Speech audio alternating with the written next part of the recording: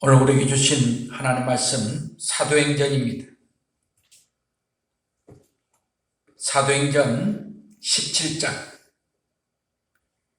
11절에서 14절까지만 15절까지 보도록 하겠습니다. 사도행전 17장 11절에서 15절 말씀까지입니다. 제가 봉독에 올리겠습니다.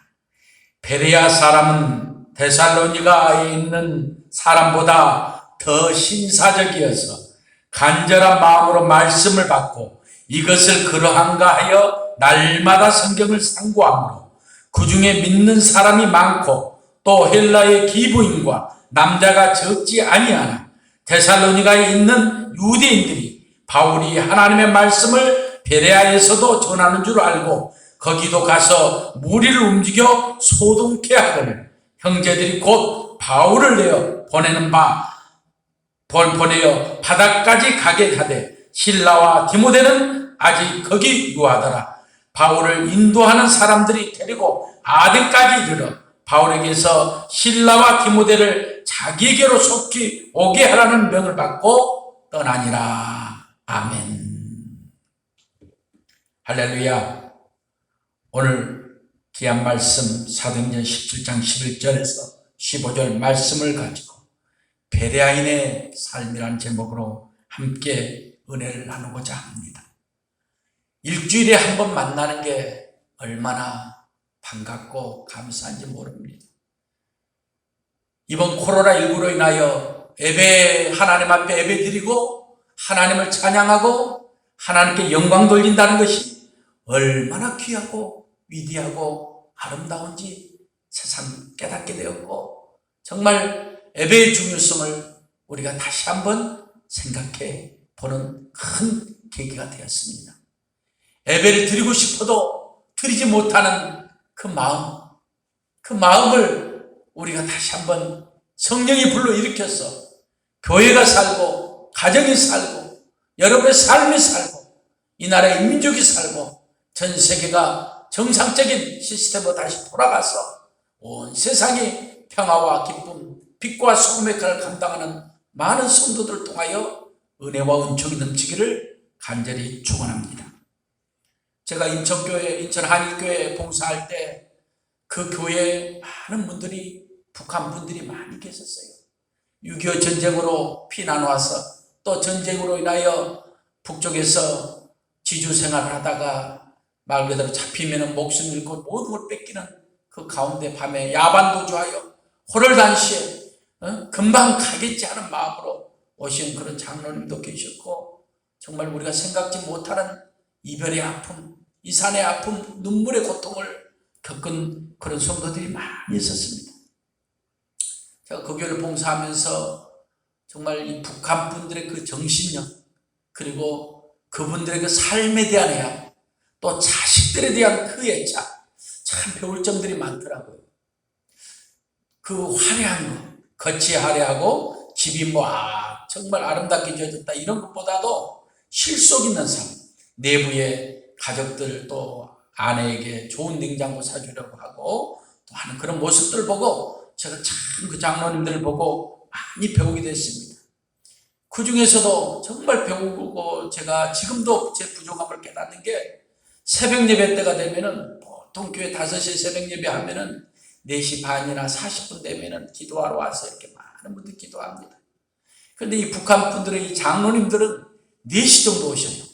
그럼 먼저 오셔서 기도하고 북한의 고향에 두고 온 부모님들, 자식들, 또 형제 자매들을 위하여 기도하고 그러고 나서 교회를 위하여 또 사업을 위하여 자식들을 위하여 한국에 남한에 와서 그 정착하면서 얻었던 자식들을 위하여 기도하는 그런 모습들을 보면은 참 대단해요. 잠을 그 몇 시간 자지 않고 또 열심히 또 나가서 삶의 현장에서 본이 되게 하고 먼저 나와 기도로 시작하고 어쩔 때는 목회자가 창피할 정도로 그렇게 먼저 나와서 그렇게 하면서 참 그때는 속으로 불평도 많이 했습니다. 아이고 장로님들이 그냥 일찍도 나와가지고 그냥 참 나를 피곤하게 하네 이런 생각도 많이 가졌습니다. 그러나 중요한 건 뭡니까? 기도하는 모습을 배웠고, 기도하며 울부짖는 은혜의 시간을 배웠고, 그 시간과 함께 우리가 살아가는 이 분단의 아픔 속에 북에 두고 온 가족들을 위하여 울며 기도하는 그분들의 애안을 지금도 기억하고 있습니다. 오늘 본문은 데살로니가 교회가 부흥이 되었는데 그 부흥의 원천이 11절에 베레아인이라고 말하고 있습니다. 이 베레아인은 이방 사람입니다. 그리스도 유대 민족, 하나님을 찬양하고 하나님을 섬겼던 민족이 아닙니다. 그러한 존재가 아니에요. 오직 바울의 복음을 전함을 듣고 그들이 회개하고 엎드려 기도하고 그들이 넉넉지 않는 삶 속에서도 하나님의 은혜로, 하나님의 삶으로, 하나님의 말씀대로 바울이 전하는 복음 앞에 엎드려 기도하고 순종하고 어떻게 하면 데살로니가 교회를 하나님의 은혜의 교회로, 세상의 빛과 소금의 칼을 감당하는 교회로 삼을 것인가 기도하는 사람이 오늘 베레아인이었다고 성경은 말하고 있습니다. 사업에도 인생을 살다 보면 고비가 있을 겁니다. 우리 사업하시는 성도님들 계시죠? 이 코로나19로 얼마나 어렵고 힘듭니까? 또 반대로 코로나19로 사업이 마스크 사업이라든지 배달이라든지 이런 또 흥하는 사업들이 있습니다. 다 우리 인간의 뜻대로 인간의 마음대로 되지 않는 게 인생의 삶입니다. 또 건강을 잃어서 건강이 얼마나 귀중하고 위대하고 아름다운 것인가를 깨달을 때가 있습니다. 또 정치적으로 고통과 좌절과 낭망에 빠져 있을 때가 있습니다. 사람마다 다 명예와 권력을 지고자 합니다. 그러나 그것이 내 마음대로 내 뜻대로 되는 게 아닙니다. 제가 옛날에 삼성화재 광고를 참 좋아했습니다. 삼성화재 광고의 마지막이 뭐랍니까? 어려울 때 힘이 되는 친구 삼성화재, 이런 광고를 하게 됩니다. 어려울 때 힘이 되는 친구, 정말 어떤 급박한 상황에 힘이 되어주고 위로자가 되어주고 축복자가 되어주는 그러한 삶, 그러한 존재를 우리는 찾고 있지 않나 생각합니다. 그러한 분이 여러분의 주변에 계시다면 여러분은 나름대로 인생을 성공한 분이라고 감히 말씀드릴 수 있는 겁니다. 그렇습니다. 우리가 어려우고 힘들고 좌절하고 절망할 때 넉넉하지 않지만 오늘 베레아인처럼 멋있게 데살로니가 교회를 일으키고 순종하고 섬기며 바울이 전하는 복음의 진리를 깨달아 함께 엎드려 기도하는 믿음의 일꾼들이 우리 순복음 뿌리교회도 차고 넘치기를 주의 이름으로 축원합니다. 오늘 말씀해 보니까 오늘 베레아인들은 신사적이었다고 말하고 있습니다. 영에 속한 사람이라는 뜻입니다. 월치만이가 말합니다. 영에 속한 사람은 교회가 아름다운 것이며 그리스도의 냄새가 나고 그리스도의 모습이 나고 예수라면 어떻게 할 것인가라는 마음에 그려지는 것이 바로 영에 속한 사람이라고 월치만이는 말하고 있습니다. 그렇습니다. 예수의 냄새가 나야 합니다. 예수의 모습이 나와야 합니다. 예수의 향기가 나와야 합니다. 예수와 관계없는 사람이 아니라 예수와 함께 더불어 사는 사람이구나. 저 사람이 바로 기독교인이구나. 저 사람이 바로 그리스도인이구나 하는 신사적인 사람이 되어야 한다고 오늘 베레아인을 칭하여 오늘 바울은 고백하고 있는 겁니다. 참 신사적이다. 양복 입고 멋있게 빼는 걸 신사복이라고 말을 하는데 그게 정장이라고 그러죠. 예를 갖춰서 입는 것. 우리 인생의 마음도 마찬가지예요. 내 마음에 예를 갖추고 내 마음의 상대에 대한 배려를 하고 내 마음에 대한 서로의 이해와 아픔을 나눌 수 있는 그 마음의 배려, 그것이 진정 신사적인 삶이 아닌가 그렇게 생각을 해봅니다. 두 번째로 오늘 베레아인들은 간절한 마음으로 말씀을 사모하였다고 성경은 기록하고 있습니다. 간절한 마음으로 말씀이 육신이 되어 우리 가운데 거하심에 우리가 그의 영광을 보니 아버지 그리스도 예수 안에서 독생자의 영광이요 은혜와 진리가 충만해지는 역사의 산 증인이 되었다고 말하고 있습니다. 그들은 말씀을 사모했습니다. 간절한 마음으로 말씀이 내 삶의 지표가 되고 내 삶의 반석이 되고 내 삶이 정말 은혜가 되는데 예수의 중심의 삶이 자동적으로 되지 않나 그렇게 생각합니다. 결코 쉽지 않은 얘기입니다. 저도 그렇게 살기 참 힘든 걸 깨닫습니다. 엎드리면 엎드릴수록, 목회를 하면 할수록 얼마나 힘들고 어려운지 모릅니다. 갈수록 환경과 여건은 물질은 만능되어져 가는데, 풍요로워지는데, 우상 섬기고 귀신 쫓아가고 세상 것들을 향하여 나아가는 그러한 사람들이 얼마나 많습니까? 빈부의 격차는 갈수록 심해지고 갈수록 환경과 여건은 좋아진다 하는데 사람들의 마음은 황폐해지고 갈수록 은혜가 없고 진리가 없고 충만함이 없는 그러한 삶이 우리 주변에 얼마나 많은가 돌아봅니다. 사랑하는 성도 여러분, 간절한 마음으로 어렵고 힘들 때일수록 말씀을 사모하시기 바랍니다.